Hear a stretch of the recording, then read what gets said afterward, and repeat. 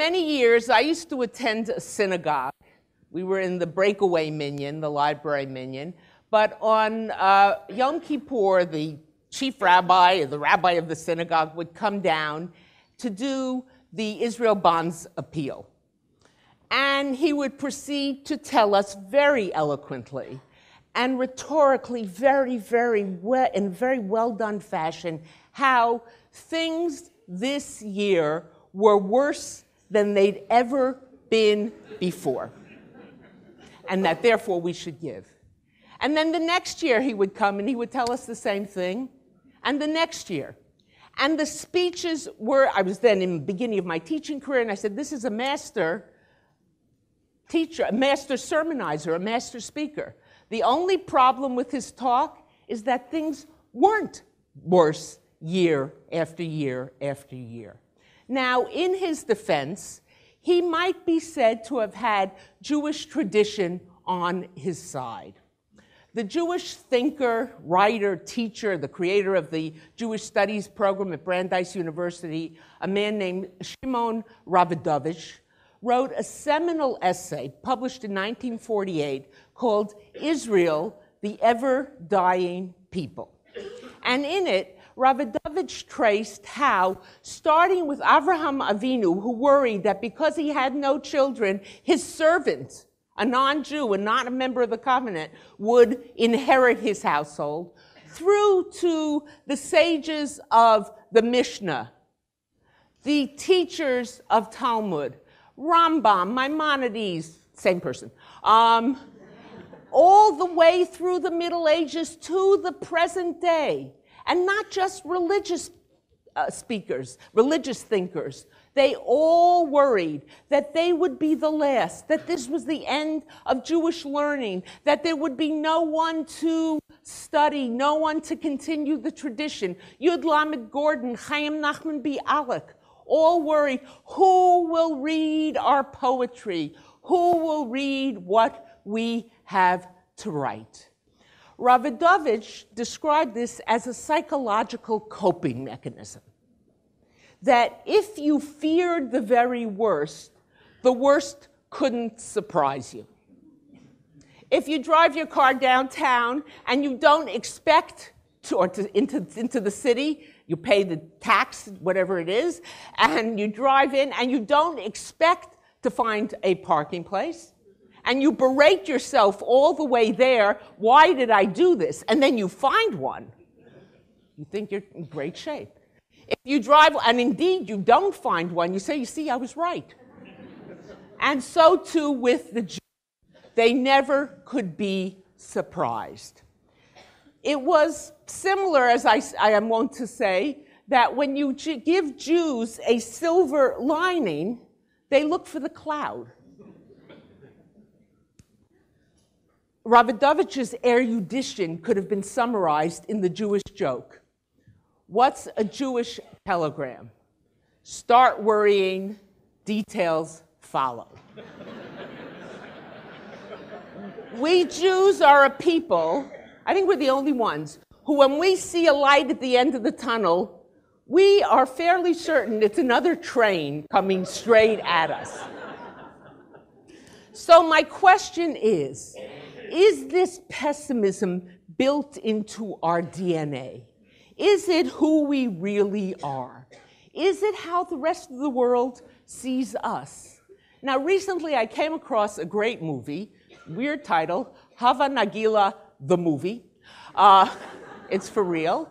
And there's some reminder, it's really an anthropological study of contemporary Jewry through this song whose words, title very means, let us be happy. It's Jewish.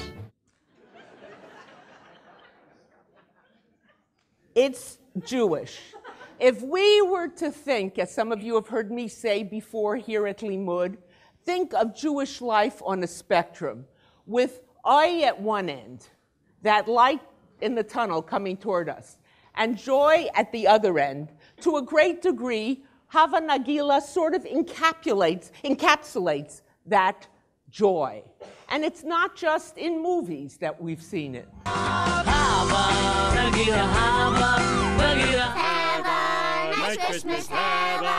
Nice Christmas, non-Christian friend. So are we seeing through the pessimism, the sadness, or are we seeing through Hava Nagila? Are we seeing through people who come from our tribe, who know so well how to make the rest of the world laugh? Laugh at us, laugh at themselves. I knew you'd know that one. And be joyous. What is it? You know, there's a story told of a Jew who was on a train, and he was terribly thirsty. He was in a compartment, and he sat there saying, "Oi, am I thirsty? Oi, am I thirsty?" And there's another Jew in the compartment, couldn't stand it anymore. He went and got the guy some water, brought him some water, he drank it, and he felt much better. Everything was quiet, the train continued on its way, and after a few minutes, now it's a Jewish joke, so it's got two endings. You can choose the one you like. One is purely pessimistic and one is optimistically pessimistic. The purely pessimistic one is after a few moments, the man starts to say, will I be thirsty? The optimistic, pessimistic one he starts to say is, was I thirsty? Was I thirsty? So we Jews know how to do that. At the same time, there is much in our history that is, of course, tragic. Tragic, sad, painful. And there's no way we can ignore it. It hurts us, it pains us. The challenge that we have, I would argue, is to find a balance. To find a balance between this and to find a balance between laughing at ourselves, with ourselves, making others laugh, being joyous in who we are.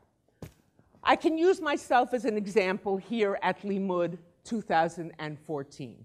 In the course of the conference, I will give, I think, 8 presentations. I'm not sure how that happened, but somehow I ended up giving 8 presentations. Every single one of them, with the exception of this one, is about how Jews died, not how Jews lived. How Jews are an object of hatred, object of contempt, not Jew as subject, what Jews do. It is what is done to Jews and not what Jews do. But I remind myself that I'm doing it here at Limud in the midst of a festival of Jewish learning, of Jewish living, of Jewish joy. The food may not be great, the new caterer is good, the coffee is awful, if you can get it. But the atmosphere is priceless because it is Jews living and learning and enjoying and sharing as Jews. And that is something we must treasure.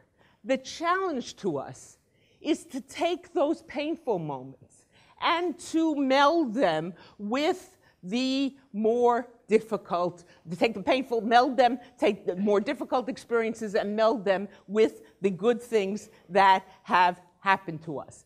And if ever, and that's why I was so glad to reprise this speech, because if ever there was a time, if ever there was a moment in the history of the lives of the people in this room, when we worry about Israel, when we worry about anti-Semitism in a way that we haven't worried before, now is the time to take that way of finding a balance, of balancing between the oi and the joy. We do it not because of the terror we face or the oppression we face. We do it af al pi, despite the best efforts of the world in the past to cause us harm. We celebrate who we are. We celebrate who we are as Jews. A number of years ago, I was invited to a wedding. I was the child of a colleague of mine, and a number of our colleagues were invited. And my colleague said to me, one of our non-Jewish colleagues is coming, and this is the first time she's ever been at a traditional Jewish wedding. So will you sort of be her minder, you know, and show her what's what? Well, this colleague who was coming happened to be a cultural anthropologist, and she had done her homework. And she knew bedekin, and she knew it's checking that the right bride is there, and she knew the breaking of the plate, and she even knew erusin and nisuin and the two separate parts of the ceremony. She knew it all. And she, every time I'd lean over and she'd say, isn't this where? And I suddenly saw I didn't have to mind too much. She had it all. The ceremony is over. The place erupts. Young people singing and dancing the couple out. People clapping, happy, laughing. And she turns to me and she says, but I don't understand why they didn't do the solemn moment of commemoration, of breaking of the glass, of remembering the past. I said, they did. She said, I missed it. I said, didn't you hear that? She said, I thought that was a sign for joy and gladness to erupt. Because as soon as that happened, there was a cacophony of singing. I said to her, I know we as a people have lived through so much tragedy and through so much joy that for us, they're melded together. We celebrate, we mourn, we celebrate. It's all as one. Let's see. We have to learn to dance as people danced in the past. Would start, everyone would just get happy.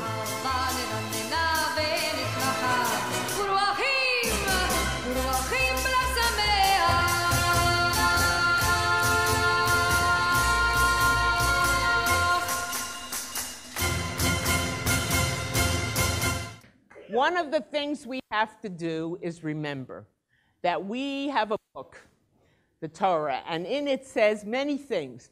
But two of the sentences that jump out at me, one is, Zachor et asher asalacha Amalek. Remember what Amalek did to you. When you were tired and weary and leaving Egypt, Asher karcha baderech, they attacked you in a vicious way.